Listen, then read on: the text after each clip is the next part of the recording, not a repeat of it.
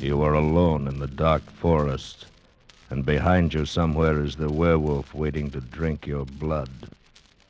And you desperately desire the impossible, to escape.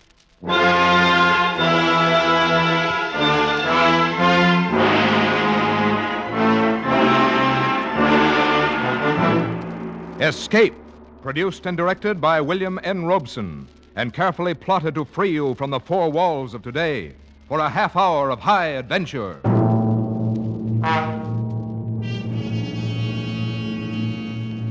Tonight we escape to the backward world of Eastern Europe, where ancient superstitions still live in the minds of men. Tonight we escape with Geoffrey Household's grim story, Taboo.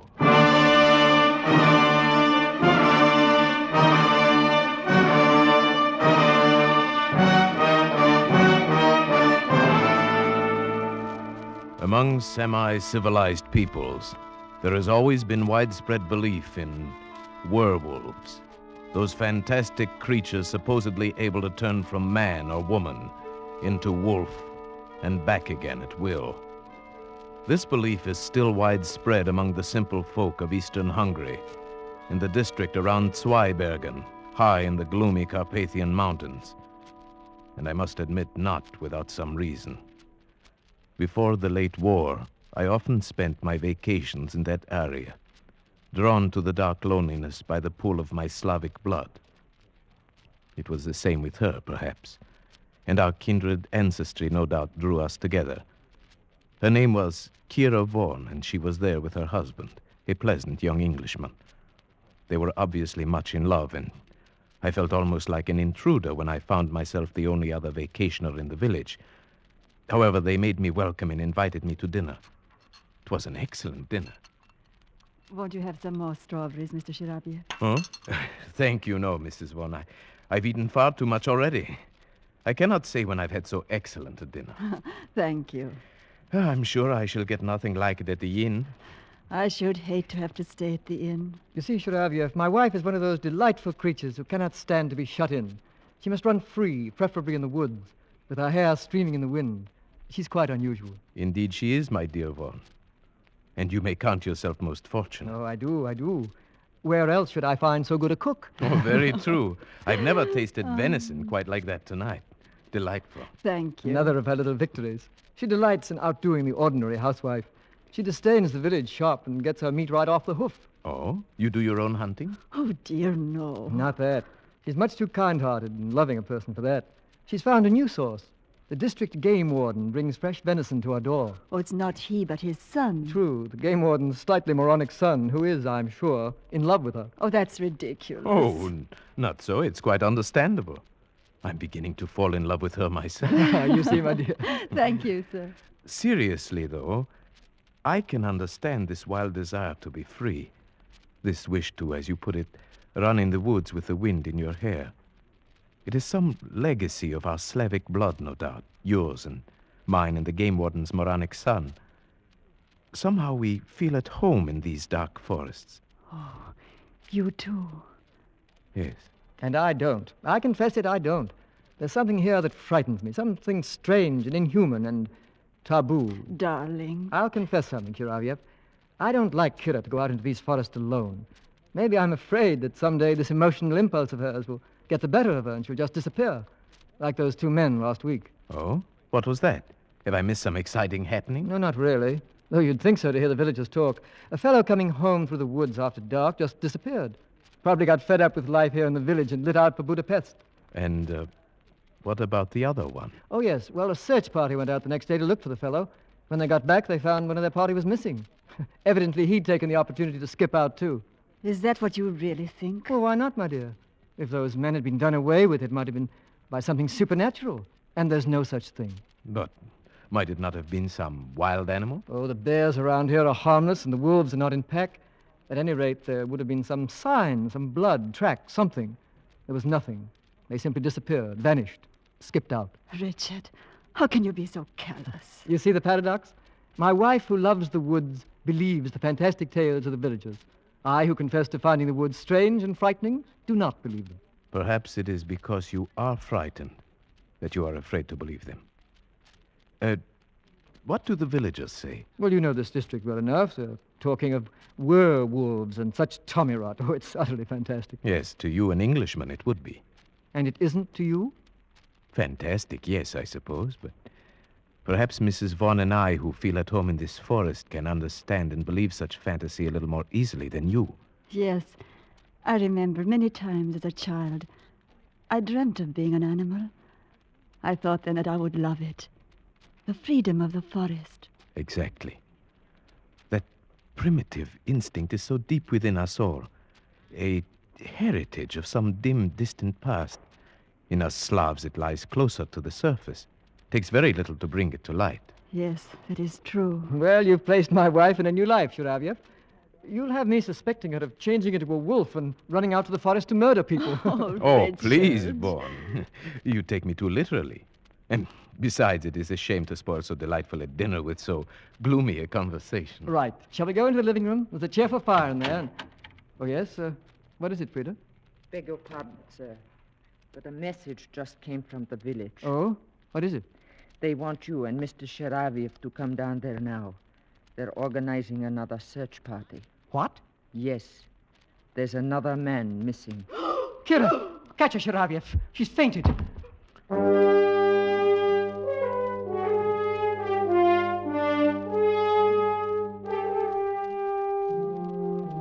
It was only then I realized that these people were under a terrible tension. I was to learn very quickly that the whole village shared it. Every able-bodied man in the district was at the inn when we arrived. The magistrate explained the situation. The grocer. He went into the forest late this afternoon hoping to bag a blackcock for his supper. A little after dusk, a solitary shot was heard. That was 3 hours ago, and he has not returned. But only 3 hours?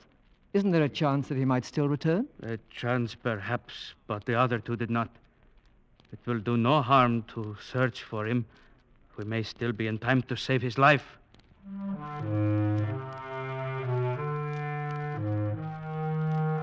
We searched most of the night, and then next morning, Vaughn and I went out again. We climbed to my favorite spot for hunting blackcock, and then followed the trail down to the village, the trail the missing grocer would have taken. I was beginning to be a little exasperated at Vaughn. He seemed to be so casual and uninterested, as if he were convinced that this one, too, had merely skipped out. But I underestimated him. He was a skilled tracker, and suddenly he did show some interest. Wait a minute. Someone has turned aside from the path here. Hmm? He was in a hurry. I wonder why. I think you are right. There are some broken branches. Why? Why here? It's hardly likely anyone would go plunging into that thicket unless he had a reason. Wait. See that big white rock behind the thicket? When you're being followed, it's comforting to have a clear space around you. You'd feel safe up on top of that rock with a gun in your hands, if you got there in time. You may be right. Let's go up. Righto. We forced our way through the underbrush to the rock. It was 30 feet high on the downslope side, and a hot spring at the foot of it bubbled out of a cavity scarcely 2 feet wide. We made our way up to the slope, around it, and came out on top. There was nothing there except for some ivy in the cracks, and one small, stunted tree. Aha! Look at that. Where? The tree. The entire base has been shattered by a charge at close quarters. Perhaps that was the shot that was heard. Oh, you're right, it must be. They say there is always a tree between you and it. What do you mean, it? The werewolf. Well, this must have been a baby one then. That mark is only 6 inches off the ground. No. I think the man's gun went off as he fell. Perhaps he was followed too close as he scrambled up. About here would be where his body would have fallen. Do you see anything? I don't. No blood stain. Yeah, wait. Look here. Oh, but it's just a tiny spot. Well, it's enough. It's blood, all right. And something more. A tiny bit of tissue. Let me see. Yes. Brain tissue. It must have come from a deep wound in the skull. made by something like an arrow or a bird's beak, or maybe even a sharp tooth. Mm-hmm. But where's the body? There is absolutely no other sign. No evidence of its being dragged off anywhere. No, I can't see any either. It's very strange. But at least we know one thing, Vaughn. This man did not just skip out. This man was dead or dying.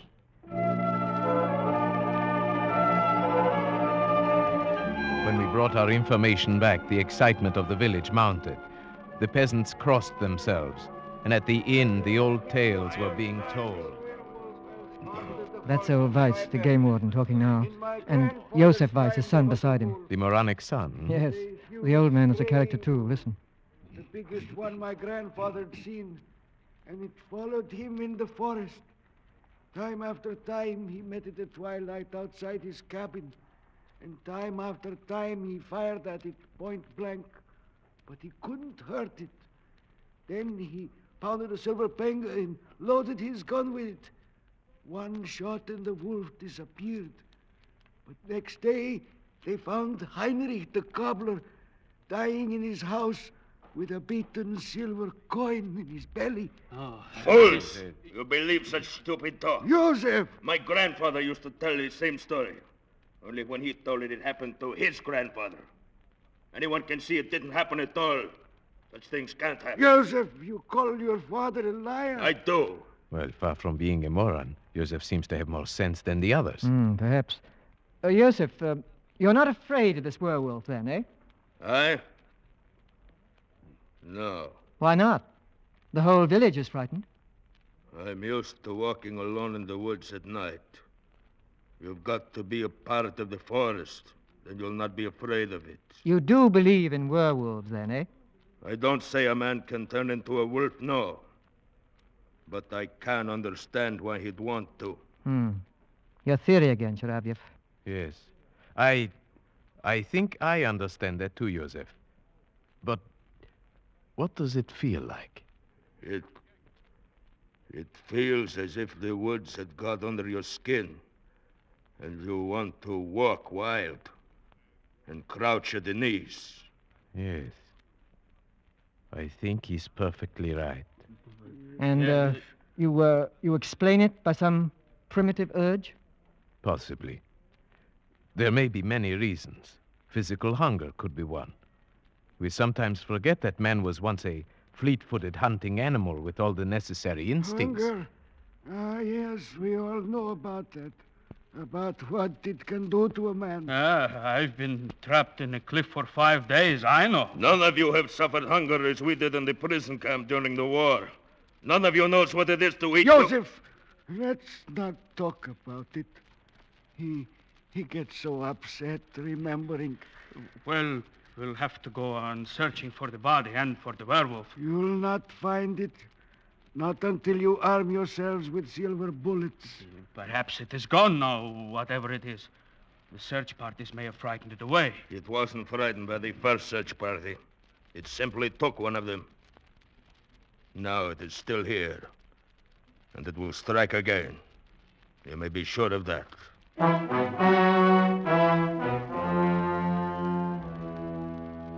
The whole village believed that Joseph Weiss was right.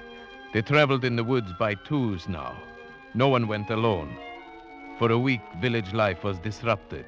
The men beat the forest, the women tried to comfort each other. Kira wore herself out trying to be useful. The village women could not help loving her. But there was something else. Something strange. One day I spoke to Frida, the maid, about it. Yes, she is a strange one, Mr. Sharavyev. Even I have seen her going out to walk alone in the woods at twilight. The women in the village think she is possessed. What do you mean, possessed? I hesitate to say, sir. Come, tell me. They are beginning to say sometimes the werewolf can be a woman.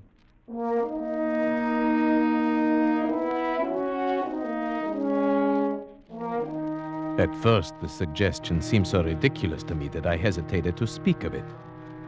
But then I decided to tell Vaughn before this rumor could reach Kira herself. He was naturally much upset. That settles it, Sharavyev. We've got to do something. Something, yes, but what? There's only one thing we can do. Track down this supposed werewolf. But that's what we've been trying to do for a week. How can we It's really very simple. We'll offer him bait. Bait? Who will be this bait? You and I, Sharavyev. If you're game. Why, yes, of course I'm game. Good. But how? Are you going to tie me to a tree and watch out with a gun? That's about right. Only we needn't tie you up. And since it was my idea, you can have first turn with the gun. Are you a good shot? Right. This is no time for false modesty. Yes, I'm a good shot. Very well. It'll be night, and we'll have to shoot with only the moonlight. Where do we go? To the rock? Exactly. And the sooner the better. Tonight? Tonight. And say nothing, absolutely nothing, to anybody. Especially to Kira. I understand. This is between us. Either we win, or we simply disappear.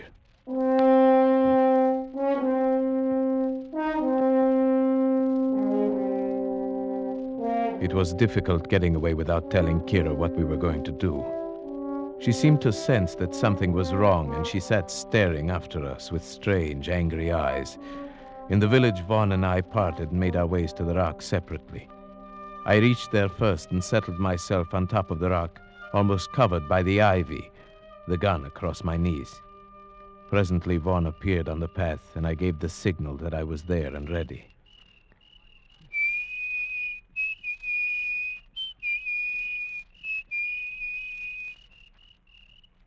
The trap was set.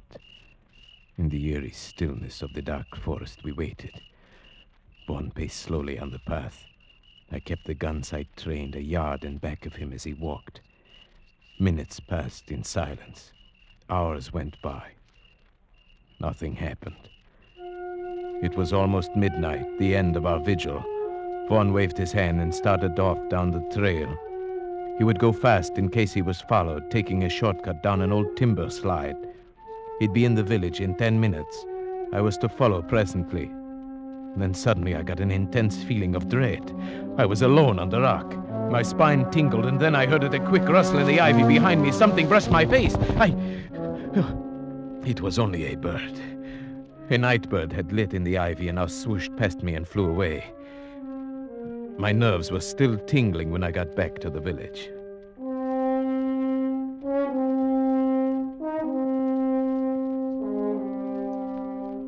Next day, when I went to see Vaughn, he gave me a warning glance.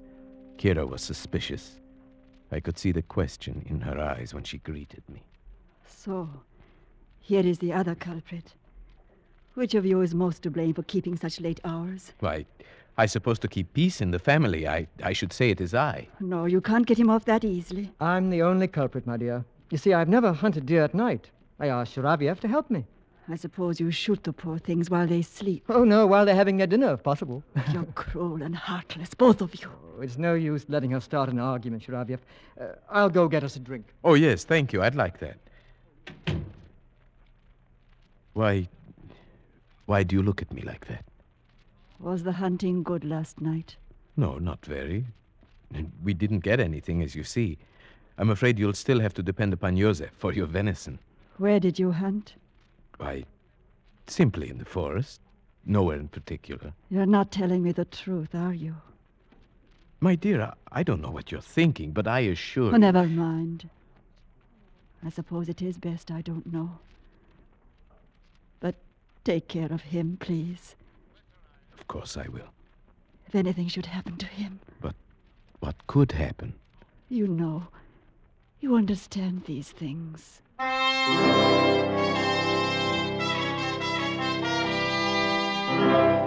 That night, I was the bait. And I confess, walking there on the moonlit path, the dense undergrowth pressing close on both sides, the forest all around me, that I felt a strange terror. But nothing happened.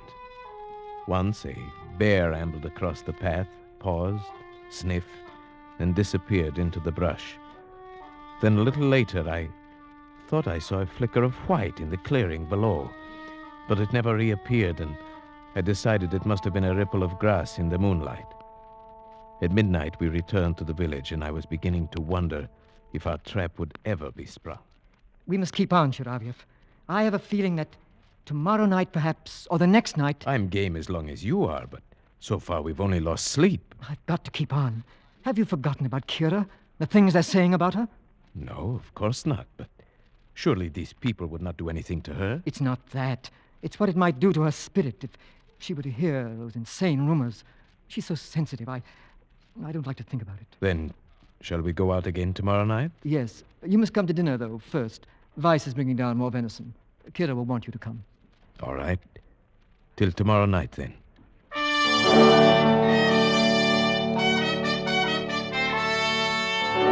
After dinner, we went out for our third night on the rock. Vaughn was the bait tonight, and I the watcher. The forest was alive with sound. A deer coughed. The bear came ambling back, as woolly and harmless as a dog. I was watching him when suddenly he paused and sniffed the air, then disappeared into the trees. The animal sounds quieted one by one, and a tense stillness fell over the forest. My hand tightened on the gun, and suddenly I saw it. That flicker of white moving fast through the trees. It was coming up the path toward Vaughn, a soft, bulky white blur, coming surprisingly fast. Vaughn's back was turned. He did not see it. My finger tightened on the trigger. It was only a few yards away when he turned. Kira! I started to press the trigger. No, Sheriff, no! Richard! Kira, what are you doing here? Oh, darling, I was looking for you. I looked last night, too. Oh, Richard. Kira, you shouldn't have. It was foolish, terribly foolish. Richard, there was something after me, I know it. That's why I was running. Kira, you shouldn't be out here alone. But what about you? Where's Chiravia? He's up there on the rock, covering me with his rifle. I'm perfectly safe. I'll show you. I'll hold out my handkerchief like this. Now, Chiraviev, put a hole in that. I stared for a moment at the white square of handkerchief, then at the white of her coat. My lips were dry. My finger felt numb on the trigger. Come on, Chiraviev, the handkerchief. Please, God, don't let me miss. There, you see, my dear? I'm perfectly safe. They went down the path together, and I followed after a moment. 100 yards from the timber slide, I knew I was being followed.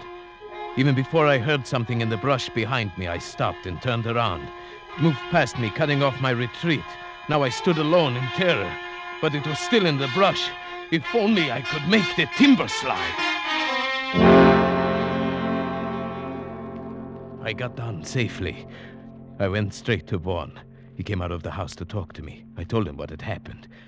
His reaction surprised me. Chiraviev, I'm sorry I had to leave you up there to face it alone, but I had to bring her down. Of course, I know that. And you must believe this. She never left me. We came down together, arm in arm. We came straight down.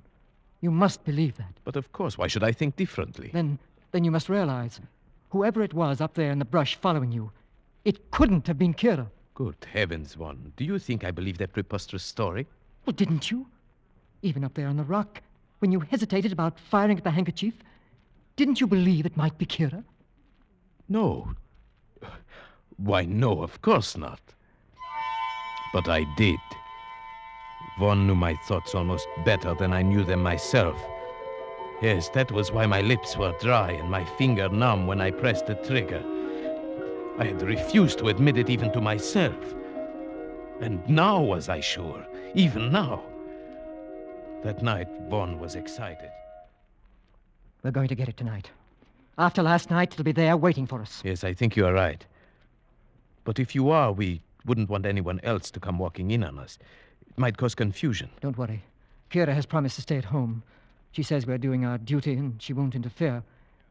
Do you think this is our duty? No. Neither do I. I never feel that anything I enjoy can be my duty. And now, I really enjoy this.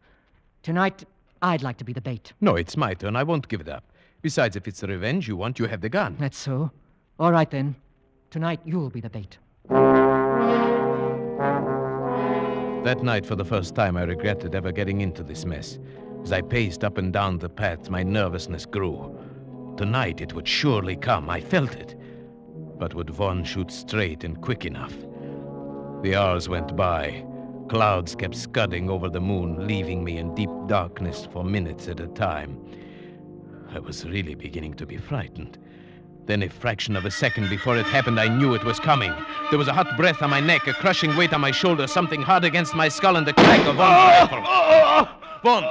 Von! Shiravyev, are you all right? Yes, I think so. What was it? A man, a winged. Come on. I'm going in after him. All right, I'm coming. Von, where did he go? I can hardly believe it. But he went right into this hot spring under the rock.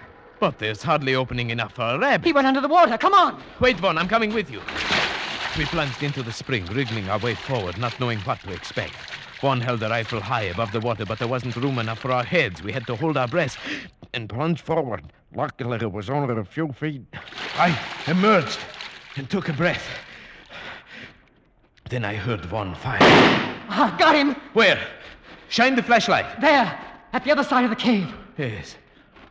Who would have thought there would be a cave here? Or that anyone could have gotten through that spring. It was a perfect hiding place. Yes, but it does him no good now. Turn him over. Let's see who our werewolf is. Yes. Why? It's Weiss. Joseph Weiss, the game warden's son. Oh, why didn't we think of that? We all knew he was not quite sane. More than that, he almost told us. Remember, he said, I do not believe a man can turn himself into a wolf. But I know why he'd want to. Yes, and he described the feeling to walk wild and crouch at the knees. He knew that feeling. He knew it too well.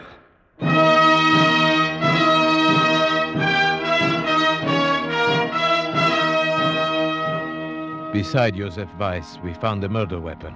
It was a patented animal killer, a heavy iron muzzle that gripped the scalp, a heavy spike that was released by a spring. His hiding place was even more perfect than we had supposed. When the magistrate investigated, he found a passage from that cave which led underground for more than a mile, and finally to the game warden's house, where a ladder led into his cellar. Undoubtedly, Weiss found that dry underground river one day and realized he could use it. Perhaps that is what caused his mind to snap. Yes, it released a long pent-up spring in him, like that weapon he used. He saw that he could run in the woods like an animal, disappearing and reappearing with perfect safety. It even offered a place to bury his victims without a trace. And so your theory proved correct, that there's a murderous, primitive instinct lurking in some people. Yes. Well, it's all explained excepting what he did with the bodies. It would serve no useful purpose to speculate on that now. Yes, I suppose you're right. Kira, you haven't said anything. Why did you have to shoot him? Kira, he was a murderer. He tried to murder Shiravyev. Is it murder when a wolf kills? A dumb animal? Frightened of intruders? Kira! You understand what I mean, don't you, Shiravyev? You understood that night when you shot the handkerchief, just as I have. It might have happened to any of us, you see. Kira, what do you mean? Take me away from here, Richard. Just take me away quickly.